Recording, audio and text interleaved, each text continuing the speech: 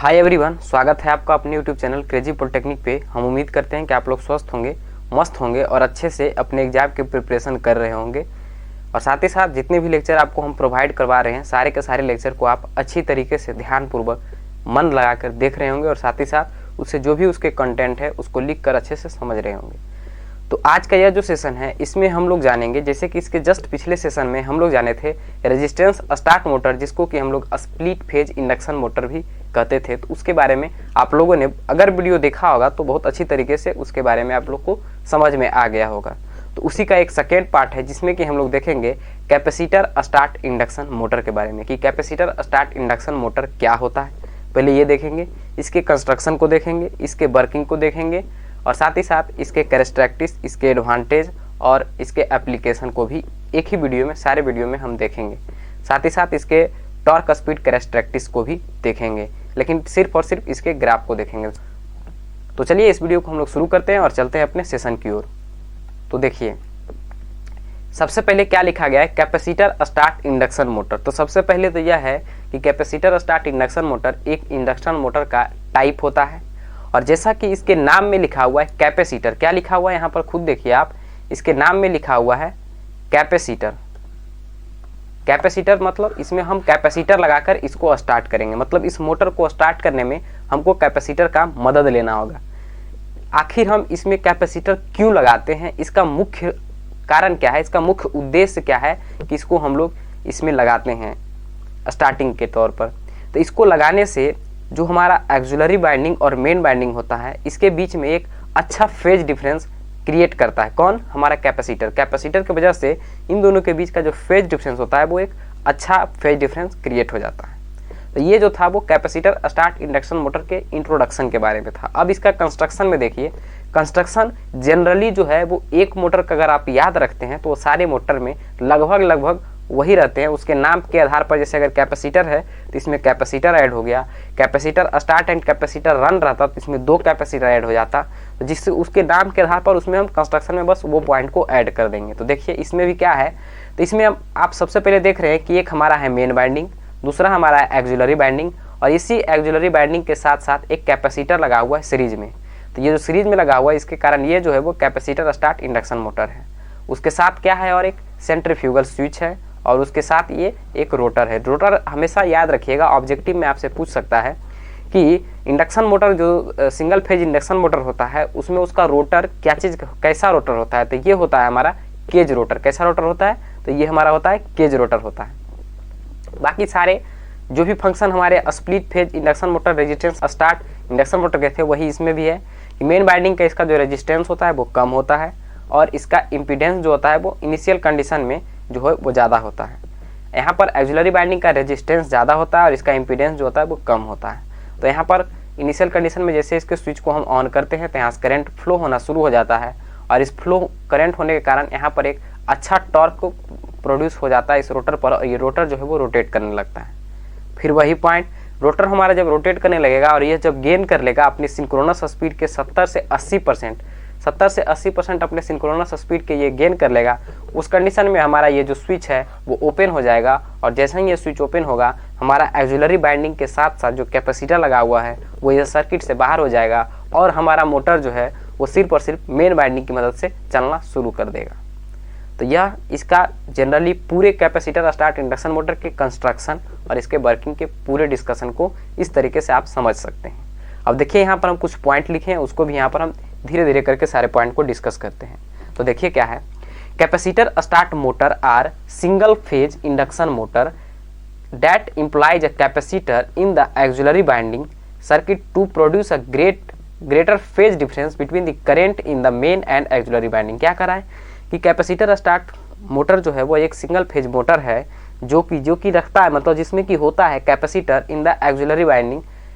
Axillary binding में इसका जो है वो कैपेसिटर होता है। यहाँ पर आप देख सकते हैं कि एक्सिलरी बाइंडिंग में सीरीज में एक कैपेसिटर लगा हुआ है to produce great phase difference. किस लिए लगाया गया है कि एक अच्छा फेज डिफरेंस क्रिएट करे between the current in main and auxiliary winding. Main और एक्सिलरी बाइंडिंग के जो करंट है उनके बीच में एक अच्छा फेज डिफरेंस क्रिएट करने के लिए ये कैपेसिटर का हम लोग उपयोग करते हैं। उसके बाद कह रहा है the name capacitor start itself सोच दैट, जो नेम इसका कैपेसिटर लगाया हुआ है शुरू में ही, यह दिखाता है that the motor use capacitor for purpose of starting, यह दिखाता है कि यहाँ पर जो हम कैपेसिटर का उपयोग करेंगे वो मोटर को स्टार्ट करने में करेंगे। तो देखिए अपना लैंग्वेज में भी आप लिखने का कोशिश करिएगा। अपना लैंग्वेज में इसका कंस्ट्रक्शन आप आसानी से देख के फिगर से ही लिख सकते हैं।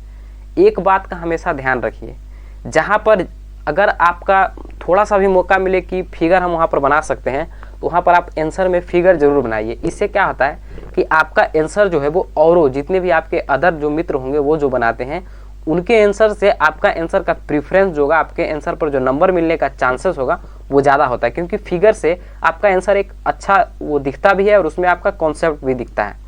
तो यहाँ पर देखिए फिगर से ही आप पूरे, अगर एक फिगर इसका याद रखिएगा तो आप इसका पूरा कंस्ट्रक्शन लिख सकते हैं, इसका पूरा वर्किंग लिख सकते हैं।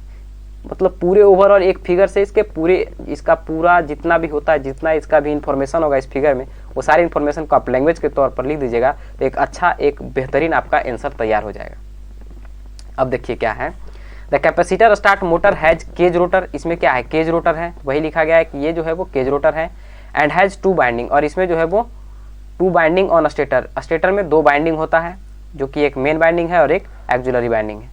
दे are known as main winding, जो कि मेन बाइंडिंग है, एंड द एक्जुलरी और स्टार्टिंग बाइंडिंग। एक्जुलरी बाइंडिंग और स्टार्टिंग बाइंडिंग एक ही होता है, दोनों का नाम बस अलग अलग है लेकिन है दोनों एक ही। एक्जुलरी बाइंडिंग भी इसी को कहते हैं और स्टार्टिंग बाइंडिंग भी इसी को कहते हैं। The 2 winding are placed 90 degree apart, दोनों बाइंडिंग जो होता है वो 90 डिग्री अपार्ट होता है, मतलब मेन बाइंडिंग और एक्जुलरी बाइंडिंग दोनों के बीच का जो डिफरेंस होता है वो 90 डिग्री का होता है। द कैपेसिटर CS, यहाँ पर जो कैपेसिटर CS है is connected in series with starting binding, ये जो होता है वो स्टार्टिंग, देखिए बार बार आप कंफ्यूज नहीं करिएगा, ऑक्सिलरी और स्टार्टिंग दोनों सेम ही है, तो इससे ये सीरीज में कनेक्टेड होता है। The centrifugal switch SC is also connected in circuit, यहाँ पर एक सेंट्रीफ्यूगल स्विच भी कनेक्टेड है। तो इसका लैंग्वेज एक का जैसे लिखे वैसे ही लिखिएगा, जरूरी नहीं है कि यही लैंग्वेज लिखिए, आप अपना लैंग्वेज भी लिख सकते हैं बहुत ही अच्छी तरीके से, जितने अच्छे तरीके से हम आपको बता दिए कि आप खुद भी लिख सकते हैं।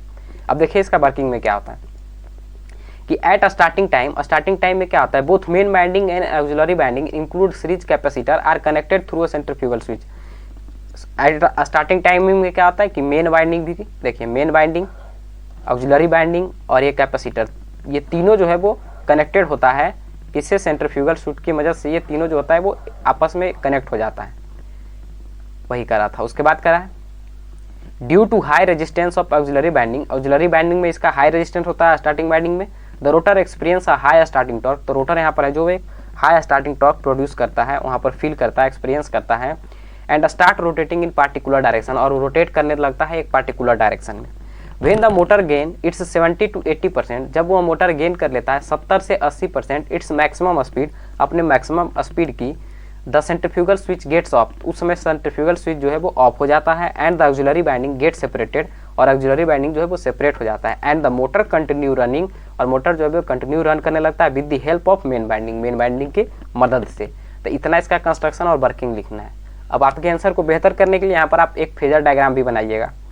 फेजर डायग्राम में क्या है, ये भी है, यहाँ पर IA है, ये जो है वो ये जो है ऑक्सिलरी बाइंडिंग का जो है उसका करंट है, और यहाँ पर ये जो है वो मेन बाइंडिंग का करंट है। और इन दोनों के बीच में देखिए ये जो है, इन दोनों के बीच का फाई जो होगा वो फेज डिफरेंस होगा, तो वहाँ पर नहीं दिखाया गया, बस इतना ही आप दिखाइए इसमें। तो ये जो होगा ये क्या, फेजर डायग्राम लिख के इसको आपको दिखाना है। उसके बाद यहाँ पर देखिए ये जो है वो टॉर्क स्पीड कैरेक्टरिस्टिक्स है। तो इनिशियल कंडीशन में जब दोनों मेन बाइंडिंग और ऑक्सिलरी बाइंडिंग दोनों जब एक साथ कनेक्टेड होता है तो हमारा टॉर्क का जो वैल्यू होता है वो बढ़ जाता है। और इनिशियली जब इसको हम स्विच ऑफ करते हैं, जब इसको अलग करते हैं, तो उस कंडीशन में ये थोड़ा सा देखिए थोड़ा सा डाउन हुआ, थोड़ा सा यहाँ पर डायरेक्ट इसका जो टॉर्क का वैल्यू है वो घटता है, और फिर अचानक धीरे धीरे करके ये गेन करता है अपने वैल्यू को। लेकिन उस समय का जो मैक्सिमम वैल्यू होता है वो वैल्यू को ये गेन नहीं कर पाता, उससे कम ही वैल्यू गेन कर पाता है, और फिर वही टॉर्क के साथ ये मोटर जो है वो कंटिन्यू रन करते रहता है। तो यहाँ पर यह भी देख सकते हैं कि ये डायग्राम, ये जो है टॉर्क स्पीड कैरेक्टरिस्टिक्स, इसको भी आप बना दीजिएगा। सिर्फ इतना लिखिए कि torque speed characteristics of capacitor start induction motor लिख के यहाँ पर ये फिगर, और यहाँ पर ये phasor diagram of capacitor start induction motor, इतना ही बस आपको लिखना है। इसके बारे में कुछ भी कोई भी एक्सप्रेशन लिखने की आपको आवश्यकता नहीं है। अब देखिए इसके कैरेक्टरिस्टिक्स के बारे में चलते हैं कि इसका कैरेक्टरिस्टिक्स क्या है। देखिए क्या लिखा है, the capacitor start motor develop a much higher starting torque of about 3 to 4.5 time of its full load torque. Capacitor start motor जो होता है वो ये डेवलप करता है एक हाई स्टार्टिंग टॉर्क, जो कि होता है फुल लोड टॉर्क से 3 से या 3 to 4.5 टाइम्स जो होता है फुल लोड टॉर्क से ज़्यादा होता है। मतलब इसका स्टार्टिंग टॉर्क जो इसका फुल लोड टॉर्क होता है उससे 3 से 4.5 गुना ज़्यादा होता है इसका क्या starting torque. The characteristic shows that, characteristic show करता है कि स्टार्टिंग टॉर्क इज हाई, इसका स्टार्टिंग टॉर्क जो होता है वो हाई होता है। मतलब कैपेसिटर स्टार्ट मोटर का स्टार्टिंग टॉर्क जो होता है वो हाई होता है।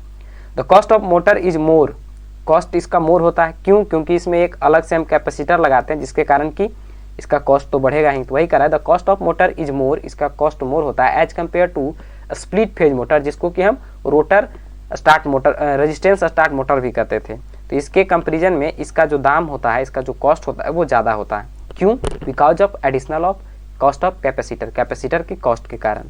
The capacitor start motor can be reversed by first bringing the motor to rest condition and then reversing the connection of one of the winding. Next इसमें क्या करा है कि अगर हम इस मोटर को रिवर्स करना चाहते हैं, रिवर्स डायरेक्शन में इसको रोटेट करना चाहते हैं, तो उस कंडीशन में सबसे पहले इस मोटर को रेस्ट की अवस्था में लाना होगा, इस मोटर को बंद करना होगा, उसके बाद इसके कनेक्शन को रिवर्स करना होगा। कनेक्शन के कोई एक वाइंडिंग को हम रिवर्स करेंगे, यह जो मोटर है वो रिवर्स डायरेक्शन में रोटेट करना शुरू कर देगा। तो ये इसका कैरेक्टरिस्टिक्स था। अब देखिए इसका application of capacitor start motor जो है वो कहाँ इसका एप्लीकेशन होता है। तो इसमें देखिए क्या है, the motor are use for load of higher inertia where frequent starting is required.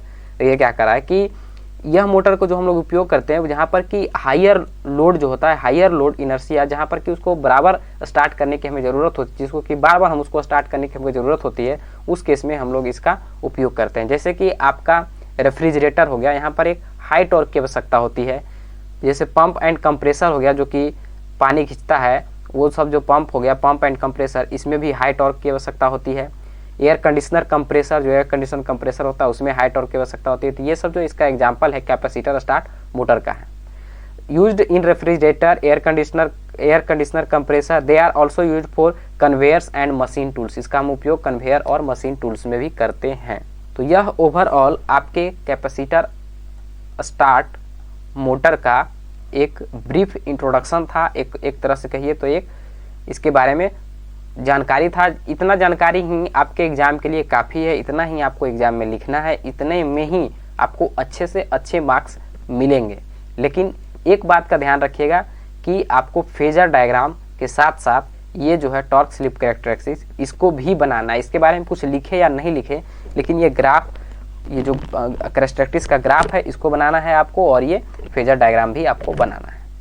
तो हम उम्मीद करते हैं कि यह सेशन भी आपको समझ में आ गया होगा। अगर सेशन आपको थोड़ा सा भी हेल्पफुल लगता है, थोड़ा सा भी आपको सेशन से मदद मिलता है, तो सेशन को लाइक करें, उसके बाद इसको शेयर करें अपने दोस्तों में, अपने जितने भी फ्रेंड सर्किल है उसमें शेयर करें, अपने जूनियर में शेयर करें,